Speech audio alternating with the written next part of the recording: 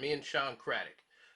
And if you go to Boxing Socialist, on YouTube, we're everywhere. But I was calling about your press release. Before I, finish this article, I wanted to get some understanding into it because I was a little confused when in your statement you were saying that the commission with the Tony Harrison Charlo bout that he was allowed to pour 2 containers of water into a squeeze bottle.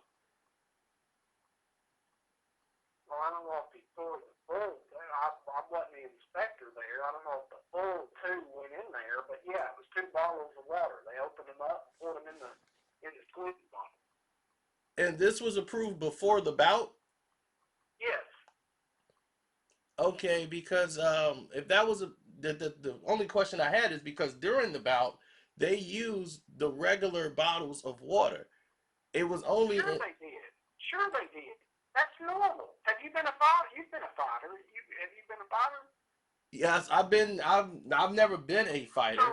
I you know what? When the chief gets in the ring, the chief will often have like basically, what happened was he wanted more water. I'm sure. I've not asked Charlo what he wanted, but he probably wanted more water. And the chief just poured some in from his bottle, his water bottle that he had. I haven't asked him that. I don't know that to be what he wanted, but what I do know, 100%, without question, unequivocal, that he had water in a water bottle and he had water in his squeeze bottle. The cupman had the squeeze bottle and the chief had the water bottle.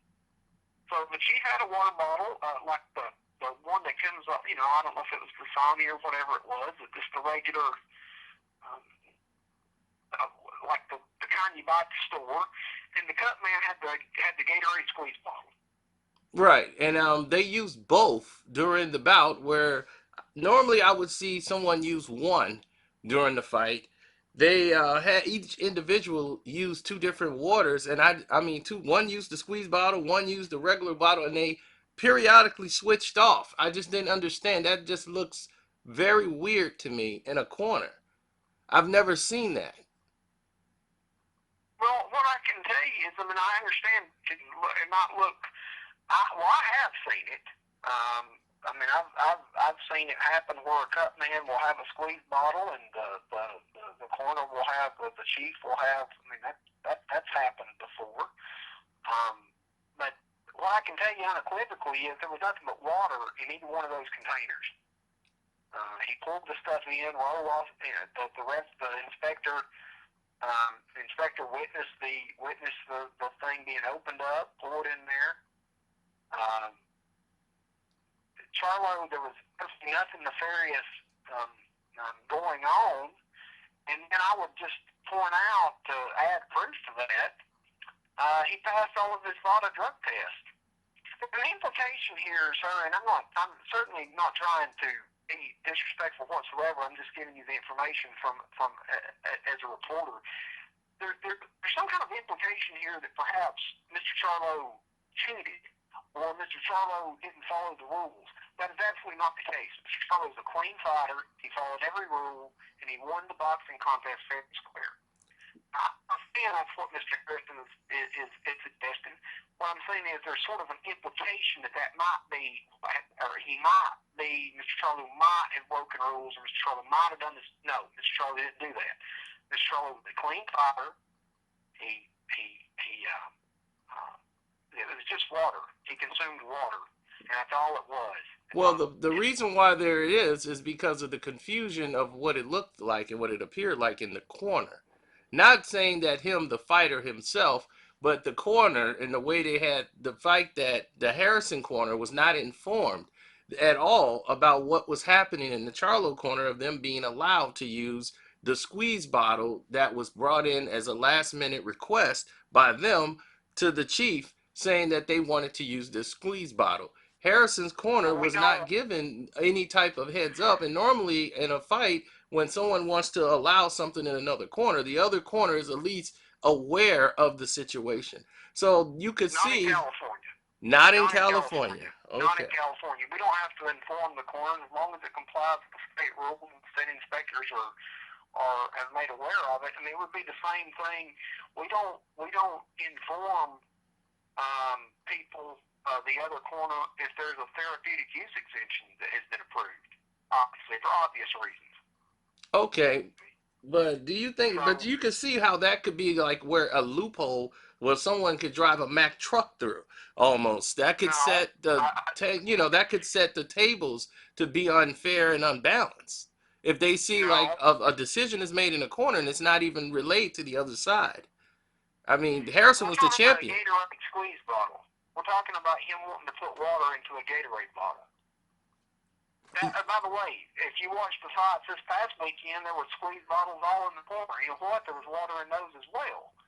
Um, if you watched the Ryan Garcia fight, I'm sure you were there. Yes, You and watched they it. Ryan Garcia used a water bottle throughout the entire bout, from I'm 1 through talking about 12. earlier that night. There were squeeze bottles all throughout earlier that night. I watched it. Yes, and I'm quite sure they used the squeeze bottle throughout the entire bout. I've never seen Right. anyone switch off in the middle of a fight throughout the rounds. They switching from water bottle to regular bottle. That's where we're having the people are having the confusion with, because that's very rarely seen. Well, if someone asks you they Well, wanted he to use might the have wanted squeeze more bottle, water.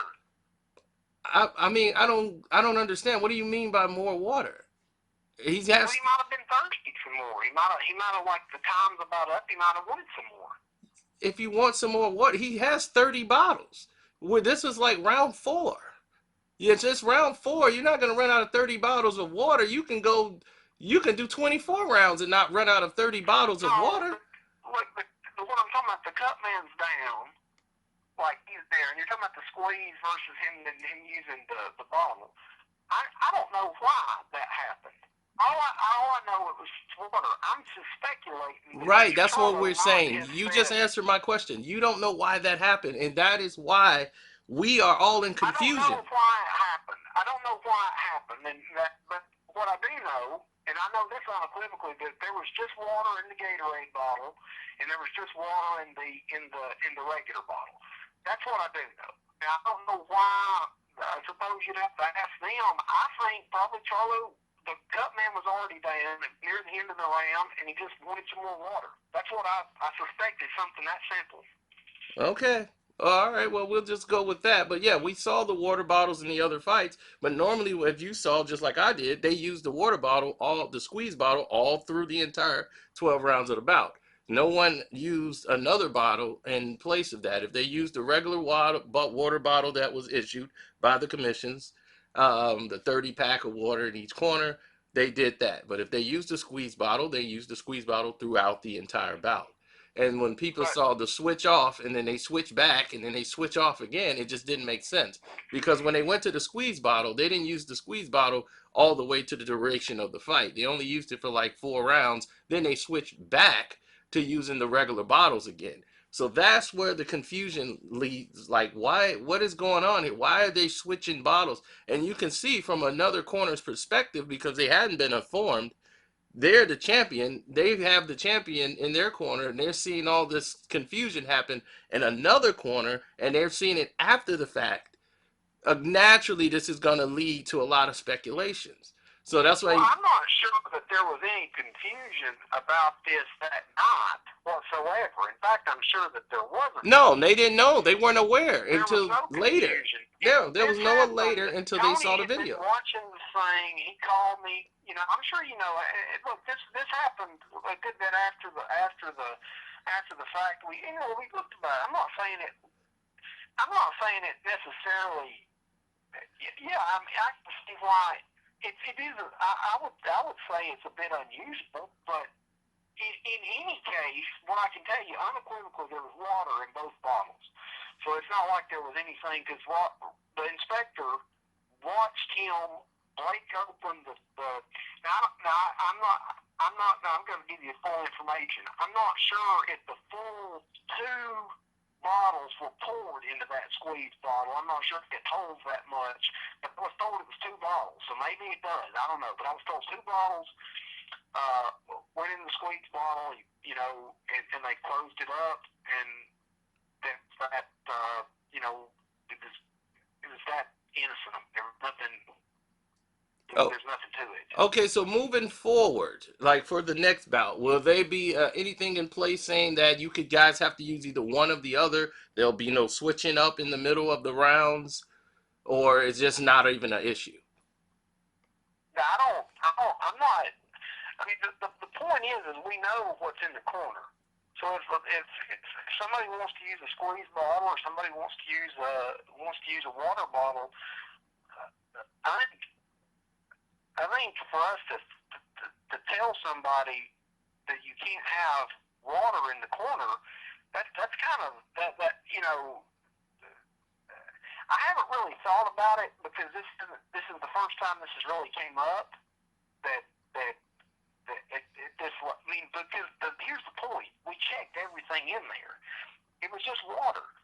So I'm not sure that we're gonna pass some kind of rule that says you can't have a water bottle and a squeeze bottle in the corner if that's what you're. I mean, if that's what you want to do. Because listen, the part that I feel like is important is it wasn't like the same guy had both containers and he's switching them up. You had the cup man with the squeeze bottle, and you had the chief with the actual water bottle. That makes it even more confusing because normally one guy handles this task, and that's how a corner works. If the one guy, the trainer, is giving you the water, your head trainer is the guy that's giving you the water. Normally, he's the guy that's giving you the water for the entire rest of the fight. There's no, Well, maybe yes, maybe and the so one different. guy has the water bottle, a bottle that's a squeeze bottle, and the other guy is administering the water. And it's just, and they're doing it at different times, and it just looks, if you're watching this on television and someone's saying, "Hey, what's going on here?" This looks very different. And I've interviewed cornermen since this happened, and they said, "Yeah, that's I could see how someone who's a fighter watching this would feel a certain way. You know, if they're involved in this fight and they're looking at all this activity that's happening in the corner because they haven't been notified of any Gatorade bottle. They haven't been notified or told that they want to use this. And you say by California law, they don't have to tell the other corner what's going on in the other corner if they approve something. And that's just Except a tell us. yeah, so that's where it leaves the door open for speculation. So that's why I was thinking down the, you guys would probably bring this up in a meeting and said we just want to have transparency for moving forward, so we don't have another situation like this again. That it removes all doubt, and we could just focus on the fight itself, and we're not the issue. No one's asking us for questions about what happened, why did we handle this way. Just that's what I thought you guys were going to do moving forward and say, okay, let's look at how this went, and since it's a big deal, we need to be trying to be more transparent here. So, because this is the first time, like you say, that You know what? something like this happened. I may do something with it where it's just a squeeze bottle, either or. I might, but I haven't. You know, making a policy decision like that takes a little bit more thought. Because here's the thing. Maybe this is Charlo's thing, where Charlo has a cup man with a squeeze bottle and a Keith with the regular bottle. Maybe that was just maybe. I think it was probably just a thing where probably just a little more water or something. He just got some. I mean, but I don't think. Who knows? But the point is, he didn't have any banned substance in his corner. Number one, number two, he passed his VADA drug test, every one of them. He's a clean fighter for this bout, and I just there's you bring up some good points. I'm just not certain, and I'm gonna talk to my people and talk to some various trainers and some various other people to kind of get some feedback on this. But I don't want to make a policy decision on the phone and be reactionary because this is and look, I can tell you this unequivocally, just because we'll let the other corner an observer watch the lap if they want to watch the lap. We let that happen. We obviously inform both camps of best results, that type of thing, but we don't inform the other camp of the medicals and stuff for the other corner. You can appreciate that. You understand that, Right. And so when it comes to like something is innocent as water and what container is it going to be in, I mean, you know, we might look at doing something like that. I think there's a benefit from having the squeeze bottle because you can control the flow as opposed to the, you know, like sometimes when you dump that bottle in there, you can't really, the chief can't really control the flow. So I'd imagine there might be some benefit in looking into this a little bit, but yeah, I'm not. I'll have to look at it. Right. Yeah, I mean But that's what we were I'm just not. saying, just looking into it, Yeah. that you guys might talk about it because this is unprecedented that this type of thing happened in a corner, and it just caused, like, for a weekend, all this speculation, because you I guys are don't think probably it's looking at it. unprecedented. You see this happen all the time at the lower level. Yeah, I've never seen. I've been in a lot of fights. I've normally seen them use one of the other. I've never really seen them use two and switch on and off. I just never really seen that. I've normally seen, like, if you give them the water bottle, they use the water bottle. If they have a squeeze bottle, they use the squeeze bottle from the first round to 12. I've never seen them, like, switch off in the fight, or unless the squeeze bottle was broken or something. I've seen them remove the top and just use that if the squeeze bottle was broken. But normally people don't change their, it's fighters are the very most superstitious people in the world. So they don't like to change their regimen. They don't like to change the way things work in their corner. They normally have a system. So when you see things Well, that's a little bit off or a little bit different, you're like, wait a minute, like what's happening here? And I'm watching it, and then I'm like, maybe I need another set of eyes. So I have other trainers, and I've asked them, did they watch it? And they say, yeah, I saw that. And I'm watching the corner, and I'm like, why is this? They're like, why is this happening? So I'll say, okay, well, it wasn't just me. And then everyone else is like Harrison's corner, they really livid about it because they were unaware. And that's what I was saying in the future, that both sides, if it's a slightest of change, if they wanted to do something, that out of a courtesy, they would let the other corner know, just so that they would be aware that this is what's happening. So it would be none of this in the future. yeah. That's But the ultimate here's goal. the thing. We might look at our process, but this is what I don't want to have happen. I hope this is what you take back and talk about on your YouTube. I hope I've given you some information. You got to understand. I'm a little bit like I was doing. I wasn't really. This wasn't what my mind was thinking of when you called. Like, I had to go back and think about it because I already gave a statement to ESPN because I got the inspector to give me a statement. But Oh, okay. here's what I want. Here's what I want to leave you with. Okay. I don't want Charlo. There doesn't need to be any doubt that Charlo's a clean fighter in that fight. Okay, maybe we'll go back and review our processes and what water containers we let in the corner or something like that. But Charlo is a clean fighter. He passed his drug test. He's done everything he needs to do, and I can't. I don't think it's fair for him to be having this level of scrutiny. You can scrutinize their process, which is fine, and you're entirely able to do that. But I just remember that Charlo's a clean fighter in this fight. Okay, well, we'll leave it at that, and we'll definitely make sure that we know that that's the position. Then everything else, he passed the VADA test. We will definitely pass that on to everyone out there, that he did Okay. pass all his tests and he is a clean fighter. And thank you for your time. I appreciate it, Andy. Thank you. Okay. Bye bye. Bye bye. So that is the guy who put out the press release statement. And I want everyone from BoxingSocialist.com and Carcino for Life channel to acknowledge the fact that Andy has put the word out that Charlo is not. It was water in the cup in the bottle, and that is his position. But he also said that they might be looking into making some changes. There's a lot of things that he made known in this interview. Now, first, he said that this has never happened before. Then he said it happened before. He kind of contradicted himself a couple of times in the interview, saying it didn't happen before and that it did happen before. But now, he's thinking into maybe changing some rules. And that's ultimately what we want. We never said that he cheated.